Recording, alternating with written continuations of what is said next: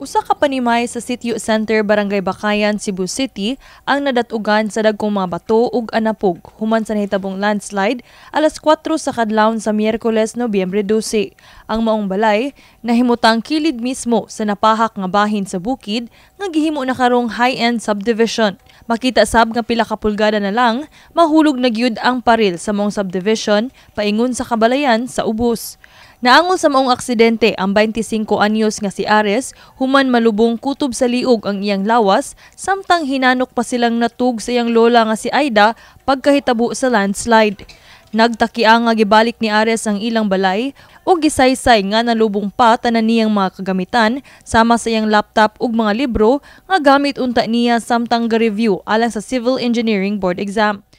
Kalit lang siya, isa siya kabundakan. Unya pagkahuman, wala na. Guba ng balay. Unya nakalubong na ko, hantod sa dapit sa akong liog. Kay kung kutob sa akong ulo, wala na, patay na ko.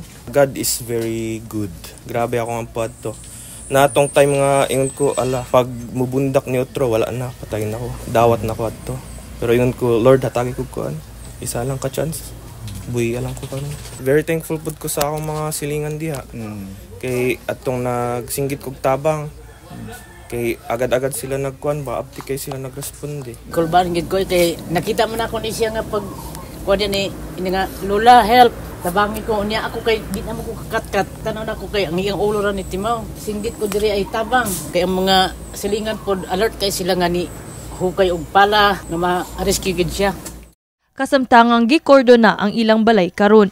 Samtang ang ilang silingan nga si Jimboy kabala kasab ang gibati tungod sa nahitabong landslide. Siyempre nabalaka gid may kay tungod gud ang paril diya sa village usan sa mong giwori kay kaso nagmagsa na diri abot na diri kano taas mo kay na ilan ang kwaon ng kural ilan ang kabigon nga to sila haba kay nigimaw na mo gud ang kuan na bimba just kini ba nigimaw na unyang matumba na padaw na diri sa mua mapilta malag mo hatag sila og kanang mga danyos kung dili usaon na lang.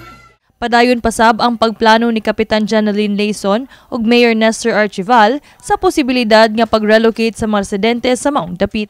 Katong pamilya nahitabo gipa-bakwit na mo dito sa ang sports complex pero ang kadtong mga balay nga nagpabilin dito since private man na nila amot dito sila gitagaan og warning nga kung mag-ulan-ulan mohikling jud sila kay nay possibility nga kadtong buntod mo dahili kay naay crack daan.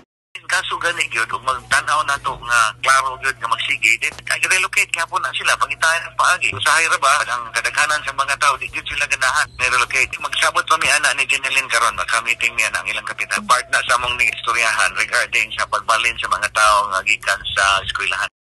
Samtang padayong panawagan ni Ares ang tabang gikan sa LGU ug private sector. Unsay ilang may tabang financial ingana or foods ingana or nay magpa-relocate okay ra pud mi di naman na siya mapuy-an delikado man unta nay mo tabang sa amo kay lisod kayo mubangon sa ingani nga sitwasyon. Kini si Queenie Holigon alang sa MyTV Cebu.